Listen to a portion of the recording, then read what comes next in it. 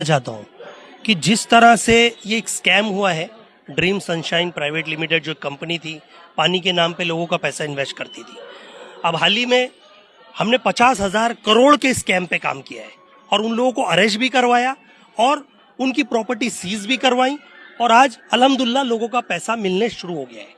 लेकिन अब तक जो लोगों ने एफआईआर हुई है, मुझे हाल ही में इंफॉर्मेशन मिली है, यहाँ पे एफआईआर रजिस्टर्ड हुई है, लोगों के डॉक्यूमेंटेशन भी लिए गए, लेकिन उन्हें गुमराह किया जा रहा है। क्यों कह रहा हूँ ऐसा मैं? अब तक आपने ये इन्वेस्टर्सों को ईओडब्ल्यू का रास्ता क्यों नहीं दिखाया? अब तक आपने ईओडब्ल्यू में स्टेटमेंट रिकॉर्ड क्यों नहीं कराया? अब तक आपने ईओडब्ल्यू के ऑफिसर से मीटिंग क्यों नहीं की? इसका मतलब होता है कि कंसर्न पुलिस स्टेशन में जो भी, आप याद रखिए, जो करोड़ के ऊपर का मैटर होता है, that will be refer to the EOW, economics offence wing. ये वो संस्था होती है जो इसकी इन्वेस्टिगेट करती है। पुलिस स्टेशन जो 50 लाख 10 लाख के मैटर होते हैं वो रेफर करती है, उसका इन्वेस्टिगेट करती है। अब मसला ये है, मैं भी बहुत दिनों से वीडियो देख रहा हूँ, सब आ रहे हैं, कोई रील बना रहा है, वीडियो बना रहा है, चला जा रहा है, अपनी अपनी वाहवाही लूट रहा है। ठीक है, बनाइए आप, वो आपका मैटर है। लेकिन मेरा बोलने का कंसर्न है, रमज़ान महीना चल रहा है, लोग बेचारे हताश हैं, रोज़े में है, परेशान है, अपनी गाड़ी कमाई डुबा दी है ये लोगों ने। ठीक है, मानता हूँ उन लोगों ने पैसा इन्वेस्ट कर लिया, भूल गए, एक उन्होंने सोचा कुछ थोड़ी बहुत एक रकम हमारे पास आ जाएगी, लेकिन पैसा डूब गया। लेकिन गलती है, ठीक है, गलती का अब भरपाया भी किया जा सकता है, कानून है हमारे पास। तो ईओडब्ल्यू में अब तक इन्वेस्टिगेशन शुरुआत क्यों नहीं हुई? ईओडब्ल्यू में अब तक कंप्लेंट फाइल क्यों नहीं हुई?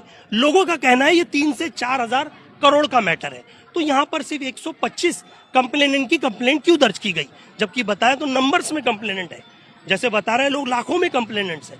तो अब तक उन्होंने ईओडब्ल्यू अप्रोच क्यों नहीं किया? ये मेरा सवाल है। देखिए, जो अगर ड्रीम सनशाइन की बात करें तो उन्होंने जो सबसे बड़ा जो मोहरा बनाया है वो गोवंडी के लोगों को बनाया। और अगर गोवंडी की बात करेंगे तो लोग जानते हैं कि यहाँ पर जो बहुत कम पढ़े लिखे लोग, गरीब तबके के लोग रहते हैं। किसी ने जो है अपने घर को हेवी डिपॉजिट पे रखकर पैसे दिया, तो किसी ने अपनी गोल्ड ज्वेलरी रखकर उस कंपनी में पैसा इन्वेस्ट किया था। लेकिन अब वो लोग जो है वो परेशान हो रहे हैं। उनको जो लीगल प्रोसीडिंग्स है, जो आवाम है गरीब, उनको नहीं पता है कि किस तरह से जो है ईओडब्ल्यू तक का पहुँचना है या किस तरह से जो है उनकी एफआईआर करना है। वो जो लोग जो परेशान है वो किस तरह से, उनको आप क्या संदेश देना चाहेंगे कि किस तरह से जो है, अभी सबको यही पता है कि अगर उनके साथ कोई इंसिडेंट होता है तो उनको उनके स्थानीय पुलिस स्टेशन जाना है, लेकिन अब ये जो मैटर है ये ईओडब्ल्यू के अंडर में जा रहा है, तो किस तरह से लोग ईओडब्ल्यू कर? देखिए, सबसे पहली बात, ईओडब्ल्यू में आपको अपना एक ड्राफ्ट बनाना पड़ेगा, एक एप्लीकेशन प्रॉपर बनानी पड़ेगी। वो एप्लीकेशन पे आपको सब मेंशन करना पड़ेगा। कोई नहीं बना के दे रहा है, प्रॉब्लम नहीं है, आप मेरे पास आ जाइए, मैं बना के दे दूंगा। आप मेरे से नहीं बनाना चाहते, कोई टाइपिस्ट से बना लीजिए, लेकिन पूरा ड्राफ्ट बनाइए। ड्राफ्ट में पूरा एंट्री, आपका नाम, डिटेल, बैंक अकाउंट, आपने कब दिया था पैसा, कब से आपको ये कंपनी चल रही है, कौन सी कंपनी थी, कौन कौन एक्यूज थे, जो अमानत, नईम, तस्लीम, जो नाम बताए जा रहे हैं, और उनके अदर्स, जो उनके रिलेटिव, जो इसमें को एक्यूज थे, जो एजेंट, सब एजेंट जो इसका प्रॉफिट लेते थे, उन सबको भी इसमें एफआईआर में नामजद किया जाए। तो इसके लिए पूरा ड्राफ्ट बनाया जाए। ड्राफ्ट के साथ आपकी बैक साइड में जो अटैच कॉपी होगी, आपके इन्वेस्टमेंट स्लिप रहेंगे और उसके साथ आधार कार्ड, पैन कार्ड का जेरोक्स रहेगा और बैंक स्टेटमेंट है तो वो रहेगा। ये अटैच करके आप ईओडब्ल्यू में इसे जमा किए, वहाँ पर आपको बुलाया जाएगा, आपका स्टेटमेंट रिकॉर्ड किया जाएगा। फिर एक फाइल बनेगी कि ये ड्रीम सनशाइन नामक एक स्कैम हुआ है गवंडी, जो भी यहाँ पर मानकुड़ में, तो इतने इन्वेस्टर्स अफेक्टेड हैं। तो जब भी वो अरेस्ट होगा तो सबसे पहले जब पैसा रिटर्न दिया जाएगा तो उसी स्टेटमेंट के आधार पे दिया जाएगा, इसके आधार पे नहीं कि भाई फाइलें रखी हैं और कोई उनका निपटारा नहीं हो रहा है। पुलिस स्टेशन में रोज लोग आके खड़े, कौन से ऑफिसर से मिलना है? पुलिस स्टेशन में इसका निपटारा नहीं होना है। पुलिस स्टेशन ने ऑलरेडी उन्हें दिखा दिया कि 125 कंप्लेनेंट्स की कंप्लेंट दर्ज कर ली है। अब वो शायद उन्हें बोल रहे होंगे कि आप ईओडब्ल्यू जाओ।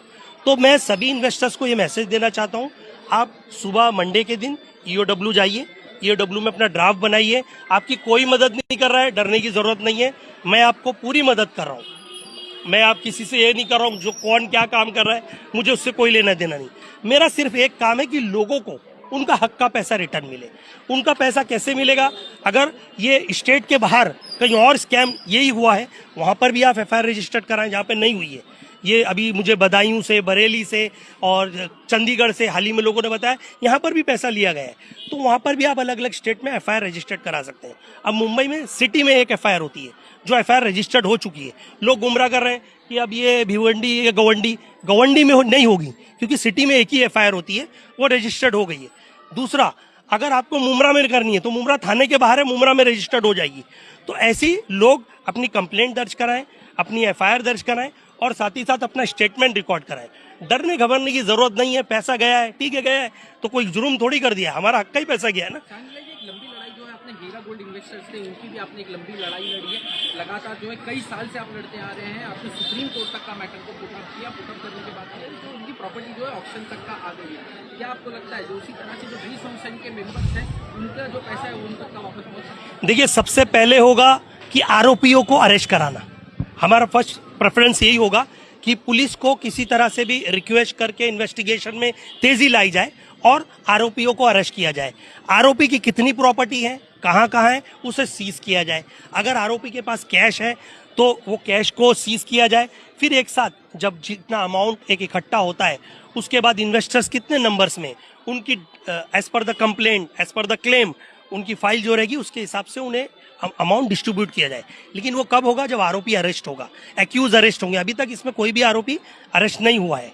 तो सबसे पहला मकसद यही है, आरोपियों को अरेस्ट कराना, उन्हें जेल भिजवाना, उसके साथ प्रॉपर्टी सीज करवाना, और प्रॉपर्टी सीज के बाद ये लास्ट का प्रोसेस होता है, इसे ऑक्शन करवाना। ऑक्शन के बाद ही लोगों का पैसा रिटर्न दिया जाता है। अगर कोई पीड़ित आपके तक का पहुंचना चाहे, अगर जिस तरह से आपने बताया कि ईओडब्ल्यू के अंदर में ड्राफ्टिंग करनी है या कोई लीगल हेल्प के लिए आपको, तो किस तरह से वो पहुंच सकता है? देखिए, मैंने अपने लास्ट टाइम में मैंने एक नॉर्मल एक वीडियो भी बनाया था।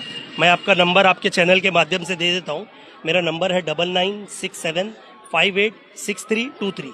मेरा एक ऑफिस है बॉम्बे हाई कोर्ट के पास, ज़ारा शोरूम के बैक साइड पे है, और एक ऑफिस है मेरा बैंड्रा कलानगर में। आपको जब चाहे आप मेरी ऑफिस पे आ सकते हो, मेरे से मदद ले सकते हो, और आपको जो मदद लगेगी। मैं इसमें कोई वाहवाही लूटने नहीं आया, ना मैं रील बनाने आया, मैं रियल लोगों के हक की लड़ाई लड़ने आया। क्योंकि मैं 8 साल से हीरा गोल्ड के स्कैम में मैंने लड़ाई लड़ी और लोगों को जीत के कागार पर पहुंचा दिया है। जीत का मतलब इन द सेंस उनको पैसे दिलवाने शुरुआत कर दिए। 40 to 45 एफआईआर हुई थी, जिसमें से अराउंड 40 एफआईआर वालों को तो पैसे दिलवा दिए। उसमें से जितने ऐसे थे क्लब वालों के भी पैसे देना शुरुआत कर दिए। प्रॉपर्टी सीज की बात थी, एनफोर्समेंट डायरेक्टरेट ईडी इसकी इन्वेस्टिगेट कर रही है। प्रॉपर्टी ऑक्शन स्टार्ट हो गई है, ऑक्शन प्रोसीडिंग खत्म होगी। 96 प्रॉपर्टी है जिसका अमाउंट 6000 करोड़ है।